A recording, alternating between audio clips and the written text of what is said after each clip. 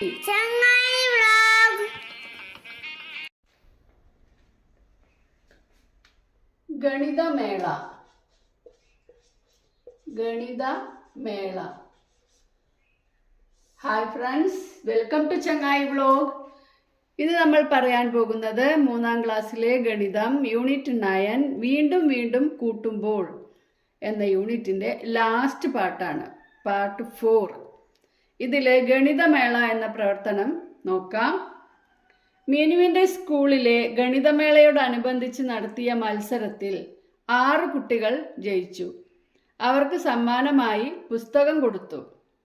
ഒരു പുസ്തകത്തിന് 100 രൂപയാണ് വില. ഒന്നിന് എത്രയാണ് വില? 100 രൂപ. 6 എണ്ണം വാങ്ങിയപ്പോൾ ഒന്നിന് 5 രൂപ വീതം കുറച്ചു. എത്രയാണ് കുറച്ചത്? 5 രൂപ കുറച്ചു കൊടുത്തു 6 എണ്ണം വാങ്ങുന്നത് കൊണ്ട്. ആകെ എത്ര രൂപ കൊടുത്തു? അപ്പോൾ 5 രൂപ കുറച്ചപ്പോൾ ഒരു പുസ്തകത്തിന് എന്താണ് വില? അപ്പോ 100ന്ന് 5 രൂപ കുറയുമ്പോൾ 95 രൂപയാണ് ഒന്നിന്റെ വില. അപ്പോൾ 6 എണ്ണത്തിന്റെ വില കാണാൻ എന്ത് ചെയ്യണം?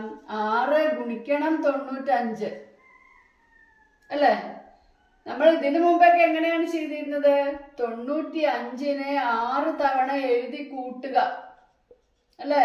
3, 4, 5, 6 ഇങ്ങനെ 6 തവണ എഴുതി കൂട്ടുകയാണ് നമ്മൾ മുമ്പ് ചെയ്തിരുന്നത്. ഇപ്പോൾ നമ്മൾ ചെയ്യുന്ന രീതി ഗുണനം. അപ്പോൾ 95 എന്നുള്ള വലിയ സംഖ്യനെ ഗുണിക്കാൻ പ്രയാസമുള്ളത് കൊണ്ട് 90ഉം 5ഉം ആക്കി മാറ്റാം. അപ്പോൾ നമുക്ക് 90നെ ആദ്യം 6 കൊണ്ട് ഗുണിക്കാം. അപ്പോൾ 9 6 എത്രയാ നോക്കിയാൽ മതി. 9 6 54. എന്നിട്ട് 90ത്തെ 0 ഇവിടെ ഇട്ട് കൊടുക്കുക. അതിനുശേഷം 5നെ 6 കൊണ്ട് ഗുണിക്കണം. 6 30. ഇനി ഇത് രണ്ടും കൂട്ടി നോക്കിയാൽ 0 3 4 7 5 570 രൂപ. ഇത് നമ്മൾ കൂട്ടി നോക്കുമ്പോൾ കിട്ടുന്നത് 570 രൂപ. ഇനി നിങ്ങൾക്ക് വലിയ സംഖ്യയെ ഒന്നിച്ച് ഗുണിക്കാൻ കഴിയുമെങ്കിൽ 95നെ 6 കൊണ്ട് ഗുണിച്ച് നേരിട്ട് ഉത്തരം എഴുതാം. എങ്ങനെയാണ് എഴുതുക? 6 ഇട്ട് ഗുണിക്കാം. 6 5 30ന് 0. ആ 30ലത്തെ 3 നമ്മൾ ഇവിടെ നിന്ന് ഇട്ട് കൊടുക്കണേ. ഇനി 6 9 54. 54 കൂടെ ഈ 3 കൂട്ടിയാൽ 54ഉം 3ഉം 57. 570. നമുക്ക് 3 തരത്തില് ഈ കണക്ക് ചെയ്യാൻ സാധിക്കും. 3 തരത്തില് ഈ കണക്ക് ചെയ്യാൻ സാധിക്കും. അപ്പൊ നിങ്ങൾ ഞാൻ കണക്കാക്കിയ രീതി എന്നതില് ഈ രീതി എഴുതിക്കോളൂ. കൂട്ടുകാർ കണക്കാക്കിയ രീതിയിൽ ഇതും എഴുതാം. രണ്ടും വേണമെങ്കിൽ എഴുതാം. ഓക്കെ.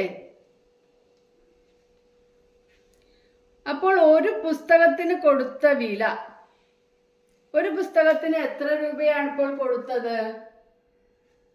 95 രൂപ. ഒരു പുസ്തകത്തിന് എത്ര രൂപയാണ് കൊടുത്തത്? 95 രൂപ. പുസ്തകങ്ങളുടെ എണ്ണം 6. ആകെ വില 95 ഗുണിക്കണം 6. ആകെ വില 570 രൂപ. പുസ്തകങ്ങളുടെ വിലയായി കച്ചവടക്കാരന് ഏതൊക്കെ നോട്ടുകളാകും കൊടുത്തിരിക്കുക?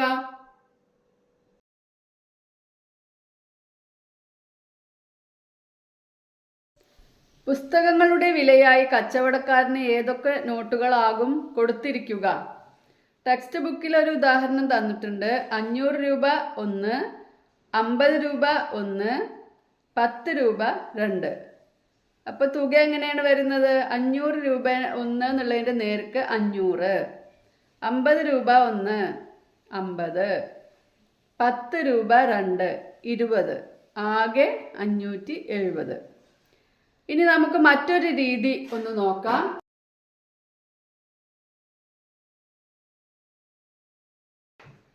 മറ്റൊരു രീതിയിൽ നമുക്ക് 500 രൂപ ഒന്നുമില്ല.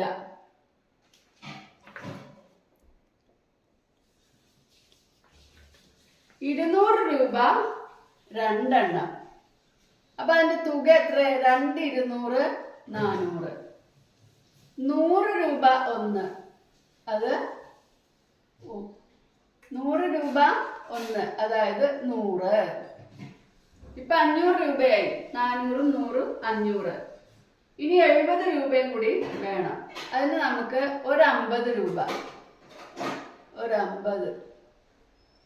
പിന്നെയോ ഒരു 20 രൂപ, 20. അപ്പൊ തുക എത്രയാണ്? 0 5 2 7 1 4 5. ഇങ്ങനെ നോട്ടുകൾ കൊടുത്തിരിക്കാം.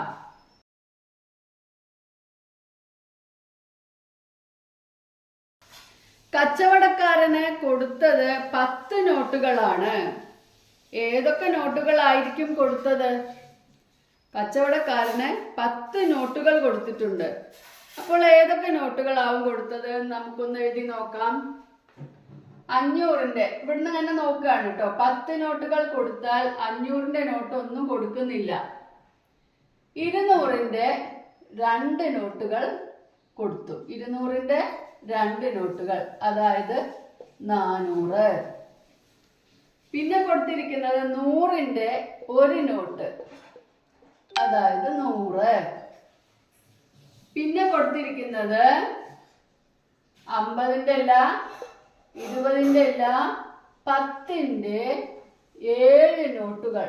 10ന്റെ 7 നോട്ടുകൾ കൊടുത്തു. അപ്പോൾ 70. ഇപ്പൊ ആകെ നോട്ടുകളുടെ എണ്ണം എത്രയായി നോക്കൂ. 2 1 3 7 10 നോട്ടുകളായി. തുക നോക്കാം. 400 100 500 70 570.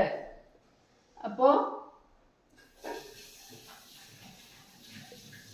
10 നോട്ടുകള് 570 രൂപ. ഇനി ഇതല്ലാതെ മറ്റൊരു തരത്തിൽ കൊടുക്കുക എങ്ങനെയാണെന്ന് ചോദിച്ചിട്ടുണ്ട്. ഇനി നമുക്ക് മറ്റൊരു രീതിയിൽ എങ്ങനെ കൊടുത്തു എന്ന് നോക്കാം. 500 200 100 50 20 10 5. ഇതില് 100 രൂപ 5 എണ്ണം കൊടുത്തു. അപ്പൊ എത്രയായി തുക? 500. 20 രൂപ 3 എണ്ണം കൊടുത്തു. 20 രൂപ 3 എണ്ണം എന്ന് പറഞ്ഞാൽ 60. 5 3 8 നോട്ടുകളായി. ഇനി 2 നോട്ടുകൾ കൂടി കൊടുക്കണം. 10 രൂപയാണ് ഇതിൽ കൂട്ടാനുള്ളൂ. 500 60 560 ആയല്ലോ. ഇനി 10 രൂപയും കൂടെ കൂട്ടാനുള്ളൂ. അപ്പൊ നമുക്ക് ഈ 5ന്റെ 2 നോട്ടുകൾ കൊടുക്കാം, അതായത് 10. ഇപ്പൊ നോട്ടുകളുടെ എണ്ണം 5 3 8 2 10 ആയി. തുകയോ 500 60 560 10 570. ഇപ്പൊ 2 തരത്തില് നമ്മൾ നോട്ടുകളുടെ എണ്ണം കണക്കാക്കിയത് കണ്ടല്ലോ.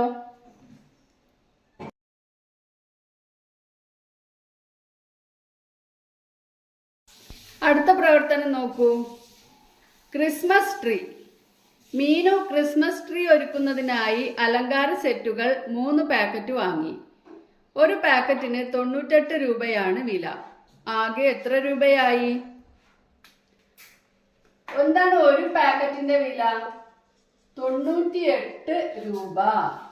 ഒരു പാക്കറ്റിന് 98 രൂപ. 3 പാക്കറ്റാണ് വാങ്ങിയത്. അപ്പോൾ 3 പാക്കറ്റിനും കൂടി എത്ര രൂപയായി എന്ന് കാണാൻ 3 ഗുണിക്കണം 98. എങ്ങനെ ഗുണിക്കാം? ആദ്യം 98നെ 90ഉം 8ഉം ആക്കി മാറ്റി. ഇനി 90നെ 3 കൊണ്ട് ഗുണിക്കുക. 8നെ 3 കൊണ്ട് ഗുണിക്കുക. 90നെ 3 കൊണ്ട് ഗുണിക്കുമ്പോൾ 9ഉം 3ഉം ഗുണിക്കുക. 9 3 27. ഇനി 90ത്തെ 0 ഇവിടെ ഇടുക. 8 3 24. കൂട്ടി നോക്കാം. 4 0 4 2 7 9 2. 294 രൂപയാണ് വേണ്ടത്. 294 രൂപ മറ്റൊരു രീതിയിൽ എങ്ങനെ കണക്കാക്കാം? നമ്മൾ ഗുണനം പഠിക്കുന്നതിന് മുമ്പേ ആണെങ്കിൽ എങ്ങനെയാണ് നമ്മൾ കണക്കാക്കിയിരുന്നത്? 98നെ 3 പ്രാവശ്യം എഴുതി കൂട്ടിയാൽ മതി. എങ്ങനെയാണ്? 98 കൂട്ടണം 98 കൂട്ടണം 98, ഇതിനെ 3 പ്രാവശ്യം എഴുതി കൂട്ടുന്നു അല്ലേ?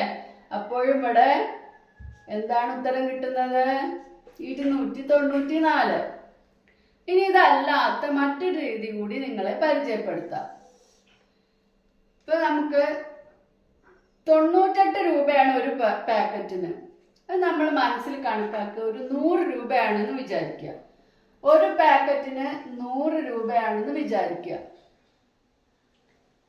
അപ്പൊ നമുക്ക് 3 പാക്കറ്റിന്റെ വില കാണാൻ 3 100 300. പക്ഷെ ഇവിടെ 98 രൂപയല്ലേ ഉള്ളൂ. അപ്പോൾ ഓരോ പാക്കറ്റിന് 2 രൂപ വീതം കുറയ്ക്കണം. അപ്പോൾ 3 പാക്കറ്റിന് 2 രൂപ കുറയ്ക്കുമ്പോൾ 2 6 കുറയ്ക്കണം. അതായത് ഈ 300ൽ നിന്ന് 6 കുറയ്ക്കുക. അപ്പോൾ എത്രയാണ് കിട്ടുക? 294. ഇങ്ങനെ 3 തരത്തിലും നമുക്ക് ഈ ഉത്തരം കണ്ടുപിടിക്കാം.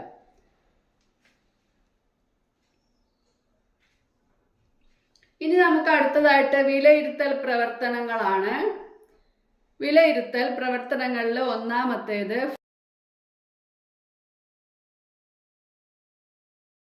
Football stadium. ഫുട്ബോൾ മത്സരം നടക്കുന്ന സ്റ്റേഡിയത്തിന്റെ ഒരു വരിയിൽ 99 പേർക്ക് ഇരിക്കാം. സ്റ്റേഡിയത്തിന് 10 വരിയാണ് ഉള്ളത്. ആകെ എത്ര പേർക്ക് ഇരിക്കാം? ഫുട്ബോൾ മത്സരം നടക്കുന്ന സ്റ്റേഡിയത്തിന്റെ ഒരു വരിയിൽ എത്ര പേർക്ക് ഇരിക്കാം? ഒരു വരിയിൽ 99 പേർക്ക് ഇരിക്കാം. അങ്ങനെയുള്ള എത്ര വരികളുണ്ട്? 10 വരി. അപ്പൊ അതിൽ ആകെ എത്ര പേർക്ക് ഇരിക്കാം? 99 ഗുണിക്കണം 10.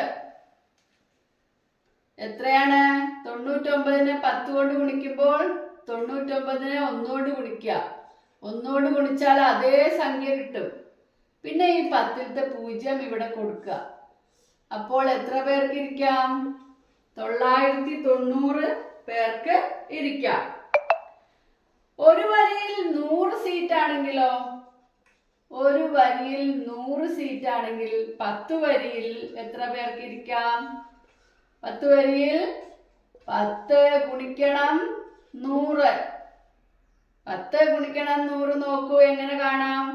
1 ഗുണിക്കുക. ഒരു 1 1. 10ന്റെ 0 ഇവിടെ കൊടുക്കുക. 100ത്തെ 2 0 ഇവിടെ കൊടുക്കുക. എത്ര പേർക്ക് ഇരിക്കാം? 1000 പേർക്ക് ഇരിക്കാം.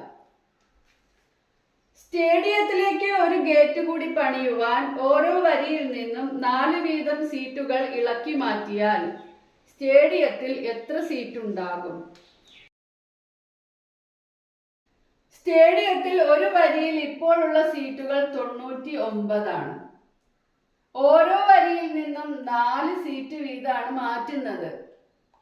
അപ്പോൾ ഇപ്പോൾ ഓരോ വരിയിലും ഉള്ളത് 95 സീറ്റുകളാണ്. അപ്പോൾ 10 വരിയിൽ എത്ര സീറ്റ് ഉണ്ടാകും? 95 ഗുണിക്കണം 10. എങ്ങനെ ഗുണിക്കാം? 95നെ 1 കൊണ്ട് ഗുണിക്കുക. അപ്പൊ 95 തന്നെ. 10ലെ 0 ഇവിടെ കൊടുക്കുക. 950 പേർക്ക് ഇപ്പോൾ ഇരിക്കാം. 950 പേർക്ക് ഇരിക്കാം. അടുത്ത കണക്ക് നോക്കാം. ഏതു തീയതി? ഒക്ടോബർ 24, 2024 ഒക്ടോബർ മാസത്തിലെ ആദ്യത്തെ തിങ്കളാഴ്ച 7-ാം തീയതിയാണ്. കണ്ടല്ലോ. 4-ാമത്തെ തിങ്കളാഴ്ച ഏത് തീയതിയാണ്? 4-ാമത്തെ തിങ്കളാഴ്ച. ഒരു തിങ്കളാഴ്ച മുതൽ അടുത്ത തിങ്കളാഴ്ച വരെ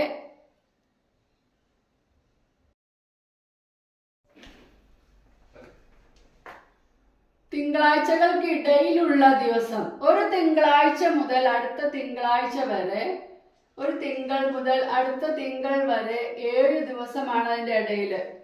അതായത് 7-ാം തീയതി തിങ്കളാണ്.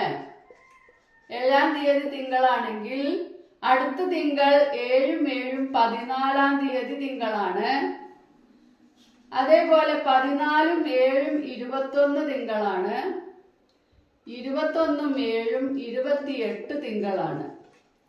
അപ്പോൾ 4-ാമത്തെ തിങ്കളാഴ്ച, ഇത് 1-ാമത്തെ തിങ്കൾ, ഇത് 2, ഇത് 3, ഇത് 4. 4-ാമത്തെ തിങ്കളാഴ്ച എത്രാം തീയതിയാണ്? 28-ാം തീയതി. അടുത്ത പ്രവർത്തനം, എത്ര വാഴ? മീനു തന്റെ വാഴത്തോട്ടത്തിൽ ഒരു വരിയിൽ 7 വാഴ. ഒരു വരിയിൽ എത്ര വാഴയാണ്? 7 വാഴ നട്ടു. ഇത്തരം 8 വരികളിലായി എത്ര വാഴ നടാം? 8 വരിയിൽ എത്ര വാഴ നടാം? 8 വരിയിൽ എത്ര വാഴയാണ്? 8 56 വാഴകൾ നടാം. ഒരു വരിയിൽ 9 വാഴയാണെങ്കിലോ? ഒരു വരിയിൽ 9 വാഴയാണെങ്കിൽ 8 വരിയിൽ എത്ര വാഴ ഉണ്ടാകും? 8 9 അല്ലേ? 8 9 72 വാഴകൾ. 72 വാഴകൾ. ഈ വീഡിയോൻ്റെ അടുത്ത ഭാഗം അടുത്ത വീഡിയോയിൽ കാണാം. ഓക്കെ.